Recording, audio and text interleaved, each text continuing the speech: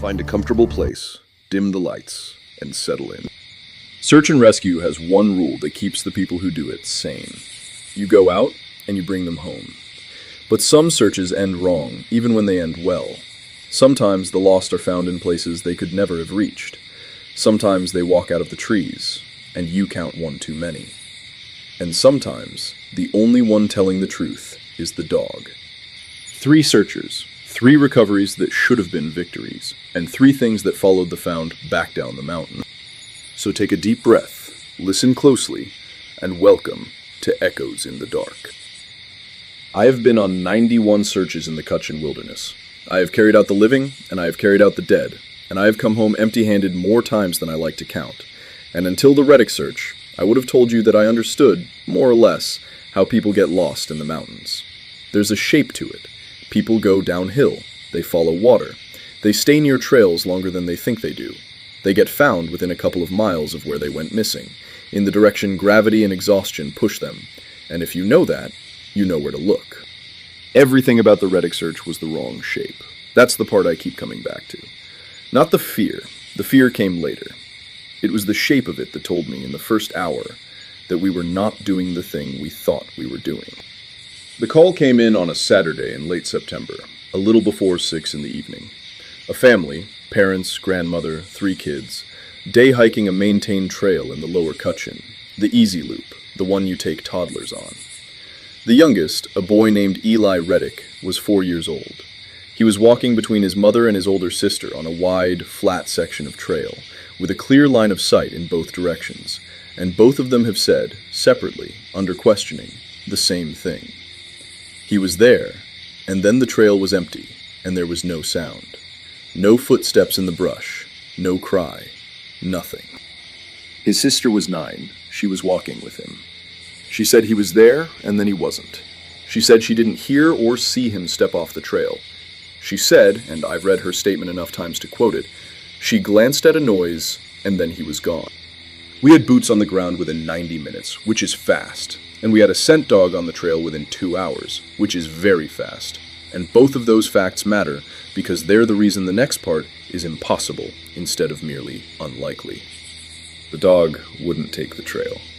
I've worked with that handler for years, and that dog was as good as any I've seen. It had the boy's pillowcase. It cast around the last seen point for a while, and then it did something I have never watched a working dog do. It sat down in the middle of the trail, faced uphill, and would not move. Not agitated, not alerting, just sat and looked up the mountain and refused. The handler tried 3 more times from 3 different start points. The dog sat down every time and looked uphill and would not work. The handler didn't say anything about it. He just packed his dog out and told the team lead he couldn't help us. And I saw him sitting in his truck in the trailhead lot afterward with both hands on the wheel, not driving anywhere. And I did not go over and ask him about it, and I have wished many times since that I had. We searched all night, grid, headlamps, the whole apparatus. Focus was on the low ground because that's where a 4-year-old goes. Down, toward water, toward the path of least resistance. We covered the drainages, the creek bottoms, the brush. We found nothing at all, and by dawn we had 110 people in the field, and the specific quiet that settles on a search when everyone privately understands that the odds just turned over. I want to explain how I ended up alone, because it matters, and because it was my own doing.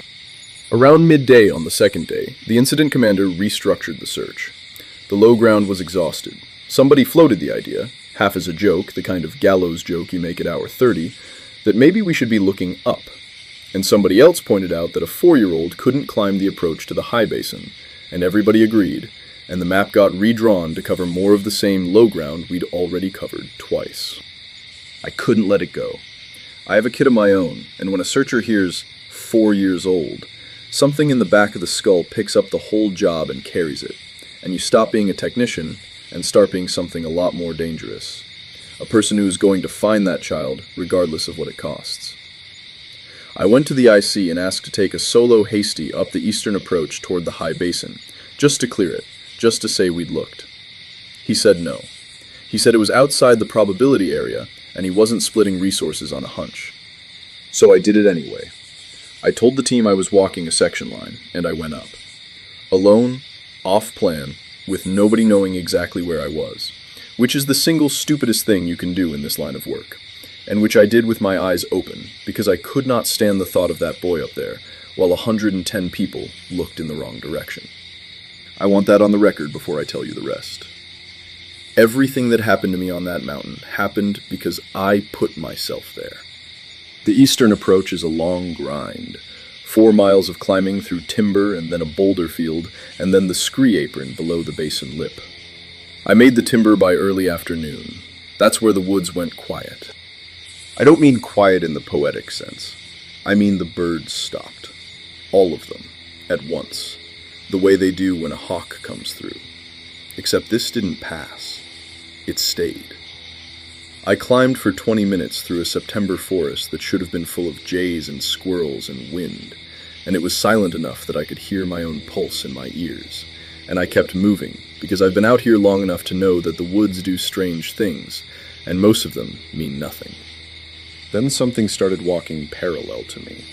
It was maybe 40 yards off in the timber, downslope, keeping pace. I'd stop, and it would stop. I'd move, and it would move. That, by itself, is not necessarily sinister. Bears do it, elk do it, curious animals shadow people all the time. What I could not make sense of was the sound of it.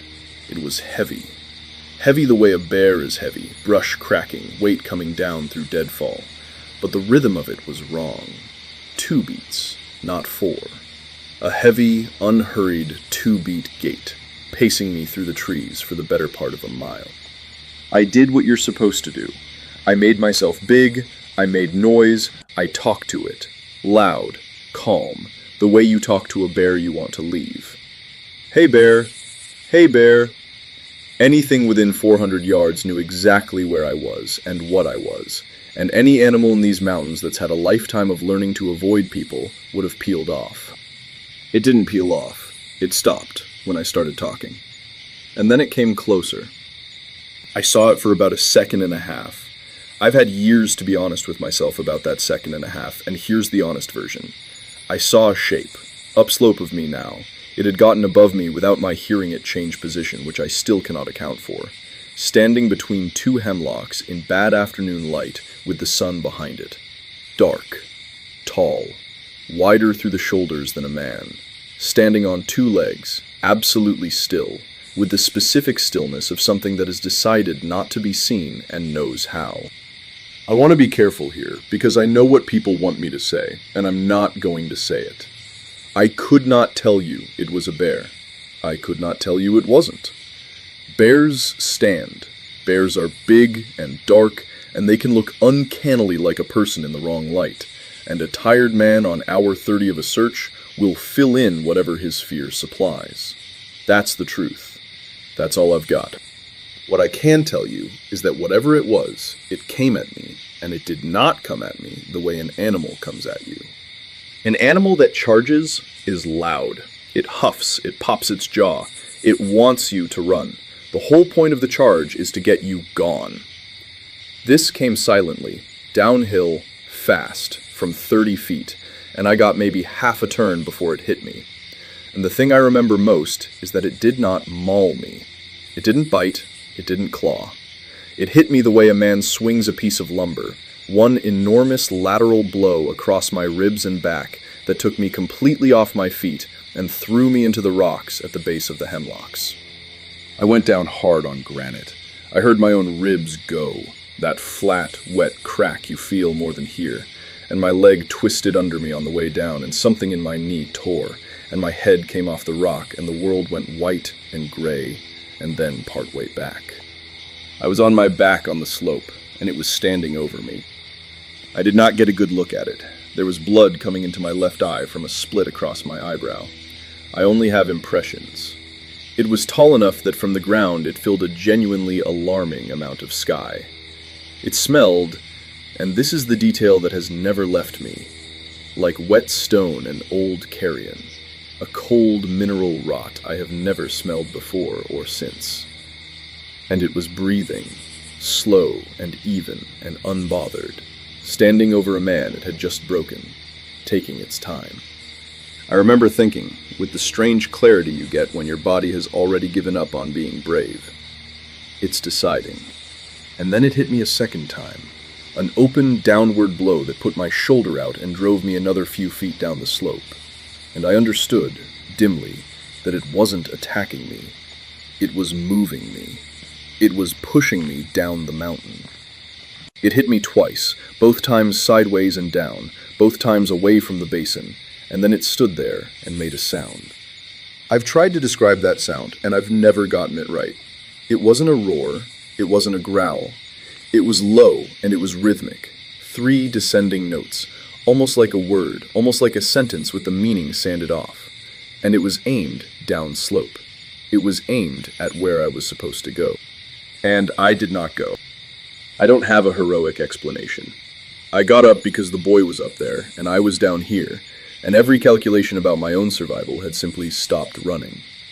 I got up on a knee that would not hold, and I put my weight on my trekking pole, and I turned uphill, toward the basin, and I started climbing. Away from where it was pushing me, and I told it, I will not leave him. It let me go. That's the part that has never stopped bothering me. More than the ribs, more than surgeries, more than the smell. It could have finished me in 4 seconds. It had already proven that. Instead, when I turned uphill and started dragging myself toward the basin, it just stood there in the timber and watched me go. And after a while, I couldn't hear it anymore. And I have never once believed that I escaped. I was permitted. It had made its position extremely clear, twice, in the plainest language available to it. And when I declined to take the hint, it stepped aside and let me go up and find out what it had been warning me about. I made the scree at dusk. It took me 4 hours to cover ground I'd normally cover in 1. With 3 ribs broken, a shoulder I'd relocated against a tree in a way I don't recommend, a knee that had become a purely decorative joint, and a scalp split that had glued my left eye shut. I climbed that last apron mostly on my hands. And a little after dark, with my headlamp shaking so badly the beam wandered, I came up over the lip of the basin. He was sitting on a rock at the top of the scree, at the very edge of the basin, with his back to me, small, calm, not moving, not calling out, just sitting, facing away up into the basin, the way you'd sit if you were waiting for something to finish. I called his name. I called it over and over, in a voice that was not working properly, from 20 feet away, and he did not turn around. Not a flinch, not a look back, nothing. I got to him. I put my hand on his shoulder, and he turned around. He was fine. That's the thing I need you to understand first, because it's what made everything after so much worse. He was clean. His clothes were not torn, his sneakers were not scuffed, his face and his hands and his knees did not have a single scratch on them.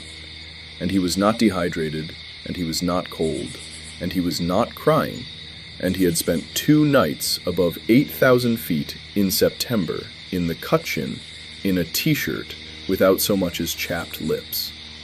He had crossed terrain that had just cost a grown man in good boots 3 ribs and a knee, and it had not touched him. He looked at me with an expression I have thought about every day since, and he was not afraid, and he was not relieved, and he did not run to me the way a lost child runs to a rescuer. He looked at me the way you look at someone who has interrupted you. And he said, very clearly, in a 4-year-old's voice, "You shouldn't have come up. It told you twice." Then he put his arms out to be carried, exactly like a normal, exhausted 4-year-old, and went completely limp against my broken shoulder, and did not say another word. I got him down. I'm not going to pretend it was anything other than the worst night of my life. Most of that descent is gone from my memory, and what's left is the taste of blood, and the sound of my own breathing, and the weight of a small, warm body I would not put down. A hasty team met us at about 5,000 feet a little after 3 a.m., alerted by my radio, which I had apparently been keying without any memory of doing so. They took him from me, and I got about 4 steps, and then the ground came up, and that's the last thing I remember about the Kutchin.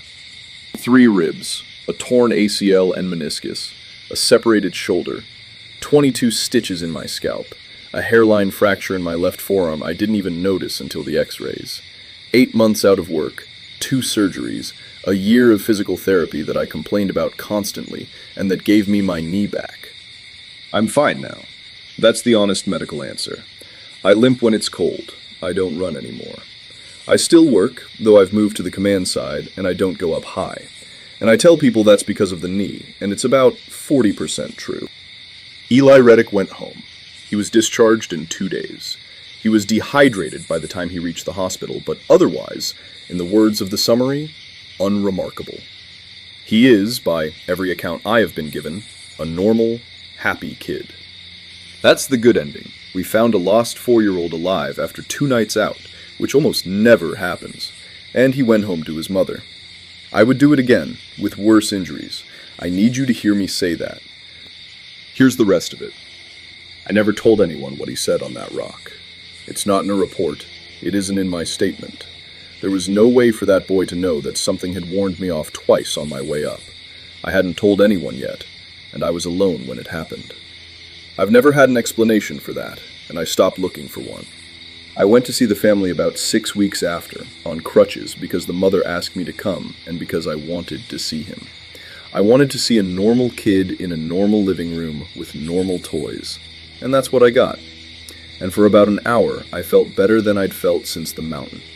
Then he came over and put his hand on my knee brace, and he looked up at me, and he asked in a perfectly ordinary 4-year-old voice whether it still hurt. I told him it did, a little, and he nodded, very seriously, the way small children nod when they're being polite about something they already understand. And he said, "It's sorry. It didn't want to break you. It just wanted you to stop." His mother laughed. She actually laughed. That reflexive, nervous laugh people do. And she said something like, "Kids say the strangest things." And she was right. Kids do. And there is a perfectly good explanation for a small boy saying something strange to an injured man on crutches. And I have spent years leaning on that explanation, and it holds up about as well as my knee does. They moved out of the county the following spring. Before they went, his mother called me, and the call started warm and then didn't. She said Eli was fine. She said that first, hard. The way you say a thing you need to be true. He was fine. He was in kindergarten. He was happy. He was himself. But she said sometimes she'd catch herself watching him and not be able to explain why. Little things. He'd stopped being afraid of the dark, completely, overnight. A kid who used to need a hall light now slept in a black room with the door shut and preferred it. He'd become an easy sleeper. He never got sick anymore, not once, not even the colds his sister brought home from school. He didn't scrape his knees. 4-year-olds always have a scab on something, she said, and he just didn't. And every fall, always around the anniversary, they'd find him up in the middle of the night, standing at a window or at the back door, facing east toward the mountains. Wide awake, perfectly calm, not sleepwalking. And when they asked him what he was doing, he'd say the same thing every time, untroubled, like it was the most reasonable thing in the world. "It's calling, but I'm not big enough yet." She asked me what I thought it meant. I told her I didn't know, which was a lie. And I've had to live with that lie ever since, and I'd tell it again to that woman on that phone call. The last thing she said quietly, like she'd been working up to it the whole call, and like she was ashamed of it. She said, "He's a wonderful boy. He's kind and he's funny and he's good." And then she said, "But sometimes he looks at me like he's trying to remember how I like to be looked at." I told her that was just a mother's exhaustion talking. I told her that with as much warmth as I could put in my voice, and then I hung up the phone and sat in my kitchen for a long time in the dark. Because here's the thing I have never been able to reason my way around. And it's not the disappearance, and it's not the impossible distance, and it's not even the thing in the timber that broke my ribs to keep me off that mountain. It's this. Whatever was up in that basin didn't want me. It told me twice, in a language a hemlock forest could understand, and when I wouldn't listen, it stepped back and let me walk up into the high country and pick up a small, clean, unafraid child who was sitting at the edge of the basin, with his back to the entire world, waiting. It let me carry him down. It let me hand him to a team. It let me put him in a helicopter and send him home to his mother. I have been a searcher for 19 years. I know what a rescue looks like. I don't think that was a rescue. I think it was a delivery. And I think whatever's up there is still calling, patient as stone, waiting for something to get big enough. I want to tell you about the best day of my career, because it's the reason I don't work in those mountains anymore. I was a district ranger in Hollow County for 16 years, and in that job you learn to hold two contradictory ideas in your head at the same time. The first is that most people who go missing in the Cutchin Wilderness come home. That's true. The statistics are genuinely reassuring. The vast majority of lost hikers are found within 24 hours, usually within a couple of miles of where they started, usually cold and embarrassed and fine. The second idea is that some of them don't come home, and that there is no way to know, standing at a trailhead at the start of a search, which kind of search you're about to run. The Vandermeer search was the first kind. That's what I need you to understand before I tell you the rest of it. It was a good search. It's the one I'd point to if you asked me what the job was for. They went missing on a Thursday in early October, a family of 4 out of Charlotte, doing the long loop up through the lower Cutchin, an overnight with a planned exit on Friday afternoon. Marcus Vandermeer, 41, his wife Danielle, 39, their 2 kids, a boy, 12, named Owen, and a girl, 15, named Sophie. Experienced enough, decent gear, permit filed, itinerary logged, everything a ranger likes to see. They didn't come out Friday, they didn't come out Friday night. Danielle's sister called it in Saturday morning, and by Saturday noon I had 40 people on the mountain, and by Saturday evening I had 120, because a missing family is a different kind of call. Everything moves faster. Everyone shows up.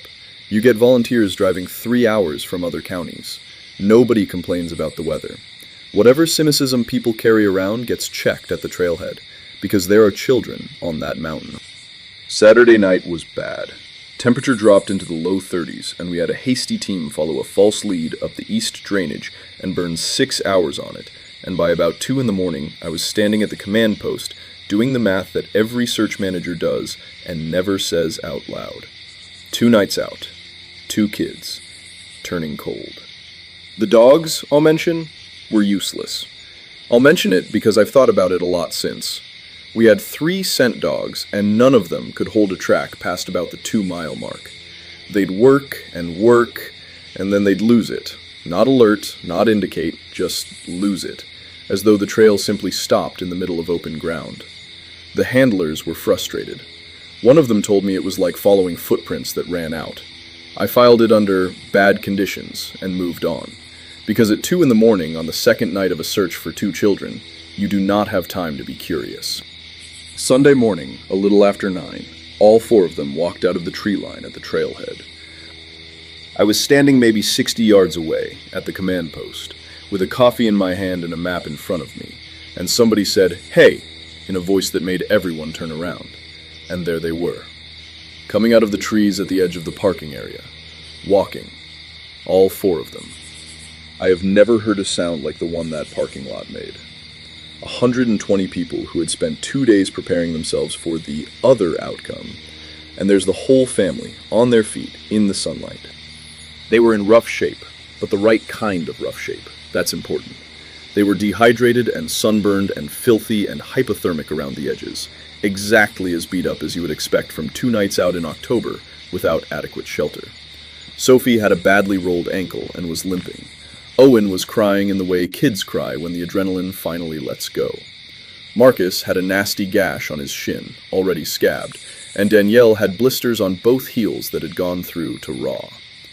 The EMTs took them right there in the lot, and everything they found was consistent, ordinary, unremarkable. They were appropriately injured. Nothing about their bodies was strange at all. And they were holding hands. All 4 of them, in a line, coming out of the trees. Marcus on the left, then Danielle, then Owen, then Sophie on the end. Hand in hand, in hand, in hand. They walked out of the woods that way, and they didn't let go until the EMTs made them. And honestly, at the time, It was the most beautiful thing I had ever seen. A family that had spent 2 nights lost in the dark, holding on to each other so tightly, they came out of it as one piece. Half the volunteers in that parking lot were crying. I was one of them. Their story was coherent. That's the other thing I want to be very clear about, because I've had people assume, since, that the family's account must have been strange, or contradictory, or full of holes. It wasn't. They'd gotten disoriented Thursday evening in fog, tried to shortcut across a drainage, gotten cliffed out, and spent Thursday night in a bad spot. Friday they'd tried to self-rescue and gotten more lost, moving downhill and east. Downhill and east. Exactly what the models say lost people do. Friday night was miserable. Saturday they'd found a drainage they thought was theirs and followed it, and it wasn't theirs, and they spent Saturday night huddled together under a rock overhang. And Sunday morning, they said, they'd woken up and simply known which way to go. Marcus's exact phrase was that it just felt obvious. They walked for about 3 hours, and it was easy, and the trail was right there, and it took them straight to the trailhead. Now, every experienced searcher who reads that last paragraph gets a small itch. Lost people do not usually wake up and simply know the way. But it happens. People calm down, they get their bearings, they recognize a ridgeline in morning light that they couldn't see in fog. We had our family. Everybody went home. It went in the books as a good outcome, and for about 11 days, it was the best thing that had ever happened in my career. And I thought about it every morning with a kind of quiet joy I'm not embarrassed by. 11 days later, I sat down to close out the file. That's all it was. Administrative. There's a packet. Incident report, resource log, timeline, cost accounting, and part of it is documenting the subject's self-recovery. And to timestamp their exit precisely, I pulled the trailhead camera footage. We keep a camera on the parking area. It's not for search, it's for vandalism and permit compliance, and it's a low-resolution thing on a pole that gets maybe 8 frames a second, and mostly nobody ever looks at it. I pulled up Sunday morning, 9:07 a.m., and I watched the Vandermeer family walk out of the tree line for the second time. They come out of the trees at the northeast corner of the lot, right where the trail dumps out, and they're in a line, holding hands, exactly the way I remembered it. Marcus, Danielle, Owen, Sophie. And then there's another one. At the end of the line, past Sophie, holding Sophie's other hand. I stopped the playback. I want to describe exactly what I did because I have replayed my own behavior almost as often as I've replayed that footage. I did not gasp. I did not feel a chill. My very first, immediate, entirely reasonable reaction was mild administrative annoyance. I thought I'd miscounted, or that a volunteer had walked out with them, or that one of the EMTs had gone up the trail a few yards to meet them, and I was watching them come back together. That's what a brain does. It reaches for the boring answer, and it holds on hard. So I rewound it, and I watched it again, properly, and I started counting the way you count when you actually mean it. 5 figures, coming out of the trees, holding hands in a line. 4 adults and children I recognized, and 1 more, on the far end, past the 15-year-old girl, walking out of the Cutchin wilderness holding her hand. It was roughly her height. That's the first thing I could tell. Not a hulking thing, not a monster in a low-res frame. It was about Sophie's size, maybe a little taller, and it was walking like everyone else was walking, and its arm was out and down and connected to hers exactly the way you'd expect if 2 people were holding hands. At 8 frames a second on a 15-year-old outdoor camera, at 60 yards, in October morning light with the sun low and coming through the trees behind them, that's about all the detail there is. Except for 2 things. The first thing is that everyone else in that line is lit. The sun is behind them and to the right, and all 4 Vandermeers have a rim of morning light on their shoulders and their hair, and their faces are in shadow, but their edges are bright. The 5th one has no rim light. Its edges are exactly as dark as the middle of it, in every frame. In a shot where the light is falling on everything else. The second thing is the frame where they cross the edge of the parking lot. There's a line in that footage where the shade of the tree line ends and the open sunlit gravel of the lot begins, and you can see it clearly, a hard diagonal across the frame. and you can watch the family cross it. Marcus first, then Danielle, then Owen, then Sophie, each of them stepping out of the shade into the sun. 4 figures going from dim to bright over about 2 seconds. The 5th one reaches the line and lets go of Sophie's hand and does not cross it. It doesn't run, it doesn't flee, it doesn't do anything dramatic at all. It stops at the edge of the shade and it lets go, and it stands there. For 11 frames, I counted, roughly a second and a half. And then, in the next frame, it isn't there. Not walking back into the trees, not moving. Just there, and then not there. The way a thing is gone when it was never on the film to begin with. And Sophie Vandermeer, walking out into the sunlight with her family, holding an empty hand at her side, does not look back. Not once. None of them do. Now, I have watched that footage more times than any reasonable person should, and I'm going to tell you every honest thing I can say against my own account, because I was a professional for 16 years, and I don't get to abandon that just because I don't like what I saw. It's a bad camera. 8 frames a second, low resolution, compression artifacts, 60 yards out, backlit. I've had 2 people look at it. One of them a forensic video tech, one of them a friend who does effects work, and both of them said essentially the same thing, which is that they could not tell me what the 5th figure was, but that they could not tell me it wasn't a compression ghost, a shadow, a bird crossing the frame, a lens artifact, a stretch of dark brush that happens to line up. The tech's exact words were that the human eye is a pattern-matching machine that will happily manufacture a person out of noise, and that if I hadn't been looking for the family, I might never have seen a 5th thing at all. That is a completely fair, completely reasonable explanation, and it accounts for everything except the 11 frames where it lets go of her hand and stops at the edge of the light. A compression artifact doesn't make a decision. I never told the family. I've been asked whether that was cowardice, and I've decided that it wasn't, or at least that it wasn't only that. Marcus Vandermeer got his wife and his children off that mountain alive. What exactly was I going to say to him? That I had 11 frames of low-resolution video and a bad feeling, and that I wanted to inject that into the middle of the best week of his life? For what? To be right? But I did check on them. Quietly, from a distance, the way you can when you have a badge and a reason. And for about a year, everything was normal, and I let myself relax. Sophie Vandermeer was hospitalized 14 months after the search. I'm not going to give you the details because they're hers, and because they'd tell you nothing useful. A teenage girl who survived a genuinely traumatic experience developed problems afterward, and that is the most ordinary and heartbreaking thing in the world, and it needs no mountain to explain it.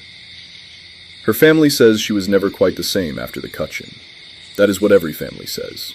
It's usually true, and it's usually just grief and fear doing what grief and fear do. She's all right now, as far as I know. I want to say that because it matters and because it's true. She's all right. But there's one thing her mother told me, on the phone, a long time after, when I finally worked up the nerve to ask a very careful question about whether Sophie had ever said anything strange about the walkout. Danielle was quiet for a while, and then she said that Sophie had asked her, more than once in the months afterward, why nobody in the family ever talked about the 5th one. She said Sophie was completely calm about it, matter of fact. She said Sophie seemed to think they were all being polite about something, and she didn't understand why, and it upset her more than anything else about those 3 days. Not the cold, not the fear, not the 2 nights out, the not talking about it. Danielle told her, gently, that there were only 4 of them, that she'd been there, that she'd held Owen's hand and Owen had held Sophie's, and there was nobody else. And Sophie said, and Danielle said this part very quietly, and then never said it to me again. Sophie said, but I was holding its hand. It walked us out. It's the reason we found the trail. I retired at 19 years, one short of my 20, and I did it on purpose, and I have never in my life regretted a decision less. Here's what I actually think, for whatever it's worth from a man who spent 16 years running searches in those mountains, and one very long afternoon watching 11 frames of bad video. I think there was a family lost in the cut-in for 2 nights, cold and terrified and doing everything wrong. And I think on Sunday morning, something walked into their camp and offered a 15-year-old girl its hand. And I think it led them straight out. 3 hours, easy, obvious, right to the trailhead, because it wanted them found. I think whatever it was got them all the way to the edge of the shade and stopped there, because that was as far as it went. And I think it let go of her hand. I've never been able to decide if that's the most frightening thing I've ever seen, or the kindest. What I know for certain is this. In 16 years of running searches in those mountains, that was the best outcome I ever had. 4 people, alive, walking out under their own power. Nobody was hurt. Nobody died. Everybody went home. And I've never once been able to shake the feeling that I didn't find them at all. Something brought them out, and when it reached the light, it stopped. And it let go, and it stood there for a second and a half. Long enough, I've always thought, to watch us take them. The thing you have to understand about a trained cadaver dog is that it is not guessing. People hear search dog, and they picture something soft, a friendly animal following its nose, doing its best, occasionally getting it wrong the way we all do. That's not what this is. A certified human remains detection dog is a scientific instrument that happens to have a heartbeat. It is trained on a single, specific scent profile, and it is proofed for years against everything that might fool it. Animal remains, food, blood, other people, other dogs, distraction, weather, fatigue. The training is designed to make a false alert almost impossible. Because in this line of work, a false alert isn't a small mistake. It's a body somebody digs for and doesn't find. It's an innocent man's backyard on the evening news. My dog was named Juno. She was a Belgian Malinois, and she was 8 years old when this happened. And in 6 working years, she gave me 0 false alerts. Not very few. 0. She had testified, in the way a dog testifies, in 4 criminal cases. She had found 9 people. She once alerted on a spot of bare dirt in a cornfield that 3 ground-penetrating radar passes had cleared. And when they finally dug it, a woman who had been missing for 11 years was 3 feet down and 8 feet to the left of where anyone thought she was. I trusted that dog the way you trust gravity. I need you to understand that, all the way down, before I tell you the rest of it. Because everything that happened at the Kessler Reservoir happened because I trusted her, and because she was right. The call was a drowning recovery. That's the technical term, and it's a term that means everyone already knows how it ends. A man named Wendell Rowe, 62, had gone out on the Kessler Reservoir in a john boat before dawn on a Tuesday in November, alone, to fish. The boat was found that afternoon, empty, drifting near the eastern shore. His truck was still at the launch. He was not a swimmer. The water in November up in Hollow County runs about 45 degrees, which gives a man in his 60s something on the order of 20 minutes before his body stops doing what he tells it to. Nobody was looking for a survivor. We were looking for Wendell Rowe. For those who haven't done it, water recovery with a cadaver dog is one of the strangest applications of the discipline, and one of the most reliable. Decomposition gases rise. They come up through the water column, and they collect on the surface. And a good dog, working from the bow of a slow-moving boat, can smell them and tell you, within a surprisingly tight radius, where on the bottom a person is lying. Juno had done it 11 times. She was excellent at it. She had a particular way of doing it. She'd go rigid, and her head would drop, and she'd stare down into the water like she was reading something written on the surface, and then she'd sit. That was her final response. She sat. She had sat for 9 dead people, and she had never once sat for anything else. We started on the eastern shore, near where the boat was found. It was cold and gray, and there were maybe 30 of us. County SAR, a dive team from 2 counties over, a dozen volunteers, and the usual small crowd of neighbors who show up to these things with sandwiches and folding tables, because that's what people in that part of the county do when someone's lost. We worked the water for 4 hours. Juno gave me nothing. That happens. Bodies move, thermoclines do strange things to scent, the gases don't always come up where you want them. I wasn't worried yet. Around noon, the incident commander asked me to work the shoreline instead. It's standard. Sometimes a drowning victim isn't in the water at all. Sometimes they made it out and died on land 20 feet from the bank, and everybody looked in the lake for 2 days. So I put Juno on the shore and we started walking the eastern edge, north to south, in the ordinary rhythm. Off lead, casting back and forth ahead of me, working the scent cone. 400 yards up the shoreline, she went rigid. Head dropped, nose down, the stare. And then she sat, and she looked at me, and she held it. The perfect, textbook, final response of a dog that has found human remains. She was sitting in the middle of an empty gravel bank, bare ground, water on one side, low brush on the other. There was nothing there. No disturbance, no depression, no smell, nothing. I marked it because that's the protocol, and I moved her off and I re-ran her from a different direction because that's also the protocol. She sat in the same spot. I ran her from a third direction. She sat in the same spot. I want to describe what that does to you. In 6 years, this dog had never lied to me. And here she was, 3 times, telling me that a human being's remains were in a place where there was clearly and obviously nothing. Either my dog was broken, or the ground was. I called it in. They brought over a ground team and a probe, and they worked that bank for 2 hours. The soil was hard-packed gravel, undisturbed for years. There was nothing under it. There was nothing in the brush. There was nothing at all.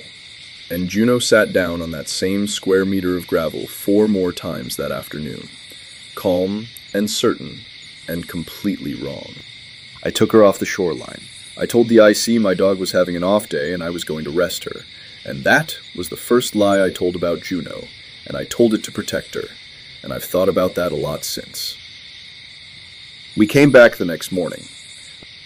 Second day of a recovery is quieter. The crowd thins out. The sandwiches stop coming. It becomes a job.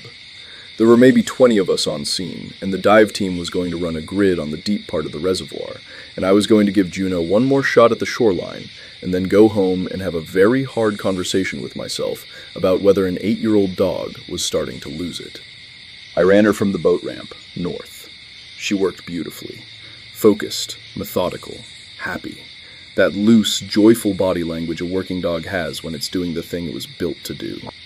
And then she came off the shoreline, and she turned inland, and she went straight up the bank toward the staging area, where the searchers were. I called her. She did not come. That alone had never happened.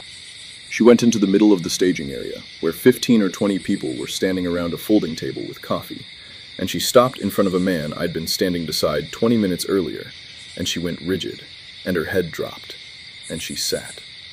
Final response. On a man.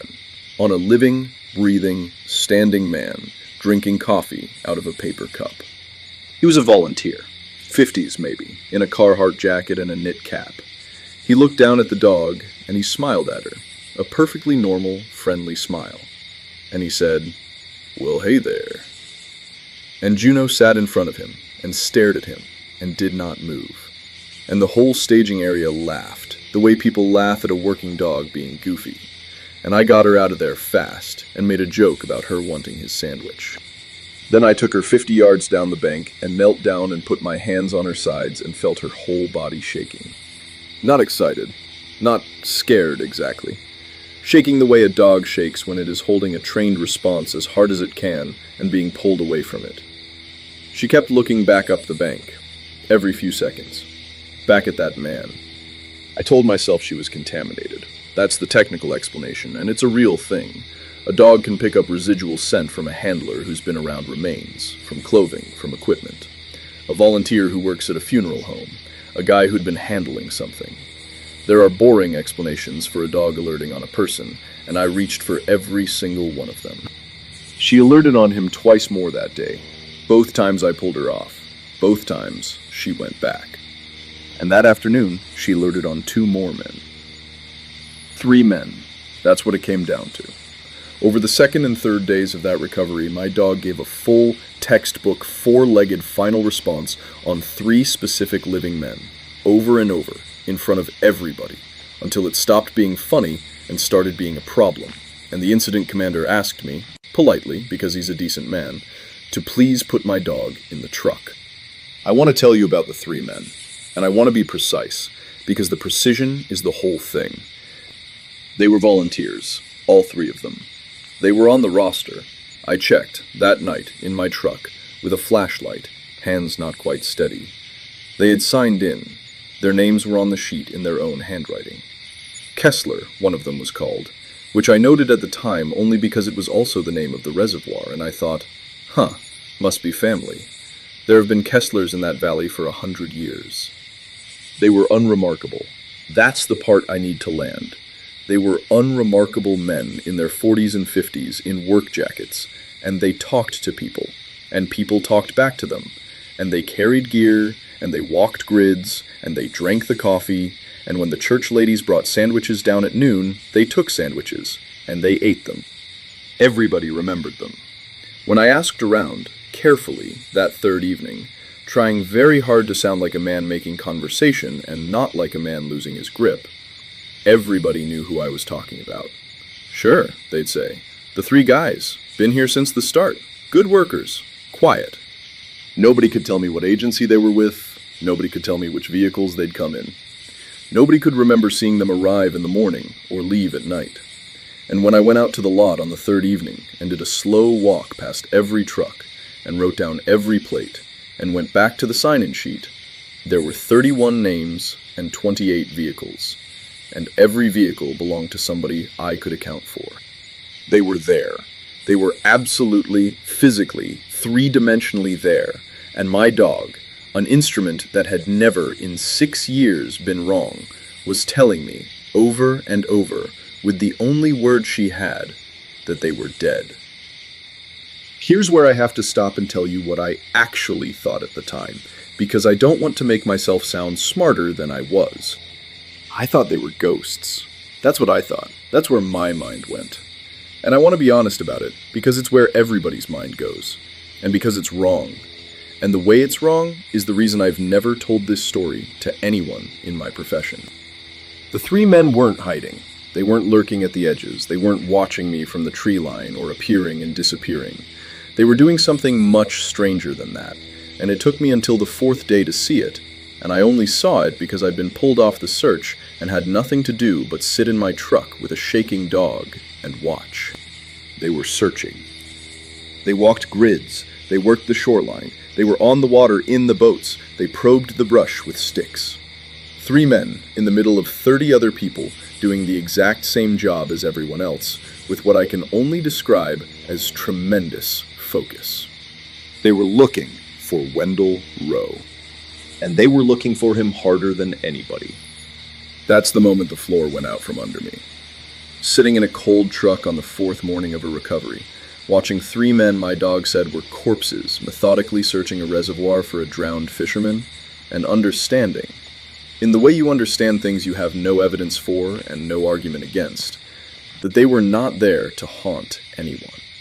They were there to find him first. They found him on the 4th afternoon. Not the dive team, not the sonar, not my dog. One of the 3 men waded out about 20 feet from the eastern shore, an area we had cleared, an area the divers had swept twice, reached down into 4 feet of water, and stood up with his hand on Wendell Rowe's jacket. The whole shoreline went quiet, and then went loud, the way it does. People running, the dive team splashing out, the chaos of a recovery ending. I was standing at the top of the bank with Juno at heel, and I watched the 3 of them, and this is what I saw, and I have never told a single soul on that lake what I saw. They didn't help pull him out. They stepped back, all 3 of them, together, at the same moment, the way you step back from a door you've just opened for someone else. They stood in the shallows with the water around their knees, and they watched the divers take Wendell Rowe out of the reservoir, and their faces were the faces of men watching something they had been waiting a very long time for. And Juno, at my heel, did not alert on them. She looked at them, her ears were up, but she did not go rigid, and she did not drop her head, and she did not sit. She just watched them, the way she'd watch anything, and her body was loose and calm for the first time in 4 days.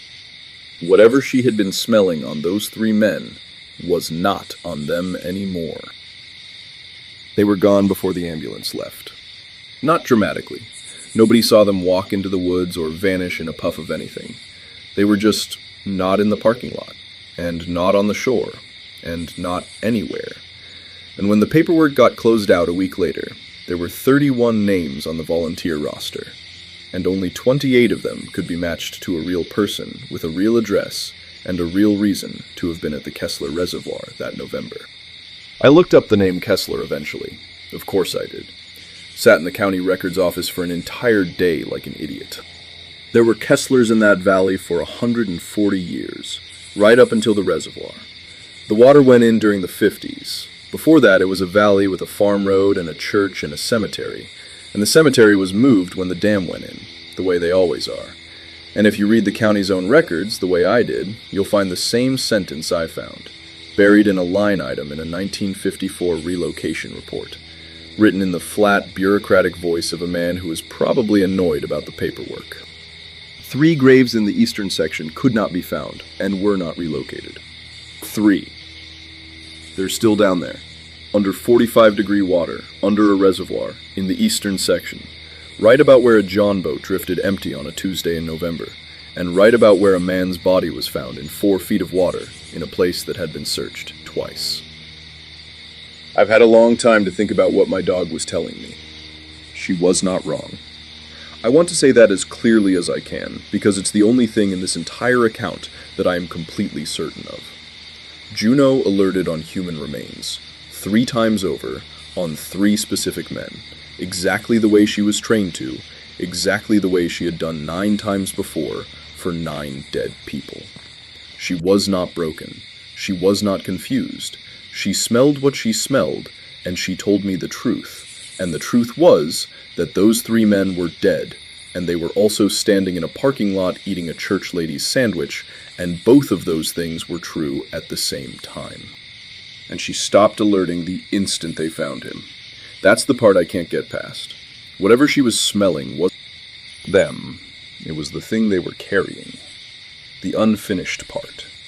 And when they put their hand on Wendell Rowe's jacket and stood up out of that water and stepped back to let the living take him home, it went off them like a coat. Here's what I think, and it isn't frightening, and that's exactly why I've never been able to say it out loud to another handler. I think 3 men have been under that reservoir since 1954, and I think they were left behind, and I think they've spent 70 years down there, in the dark, being nobodies. No headstone, no relocation, not on any map, not in any record, except one annoyed line in a 1954 report. And I think when a 62-year-old man went into that water alone and cold, they came up, and they signed a roster in their own handwriting, and they put on work jackets, and they searched for him for 4 days, alongside 100 people who couldn't tell you where they parked. Because they knew exactly what it was to be down there, and they were not going to let it happen to anybody else. Juno died 4 years later, of the ordinary things old dogs die of, in her bed, with her head on my foot. She worked until she was 11. She never gave another false alert, because she never gave a first one. I still handle dogs. I'm training a young one now, a shepherd, not half the animal Juno was, but she'll get there. And every so often, on a bad search, when I'm tired and the water's cold, and I catch myself doubting what my dog is telling me, I remember standing on that bank at the Kessler Reservoir with an 8-year-old Malinois shaking at my heel, insisting, over and over, in the only word she had, that 3 of the men helping us were dead. She was right. She was right the whole time. And if I ever run a water recovery on that reservoir again, and I hope to God I don't, I'm going to check the roster at the end.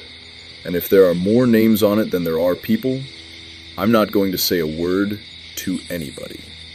I'm just going to say thank you, quietly, in the parking lot, to the empty space where 3 trucks should have been. That's where we'll leave it tonight.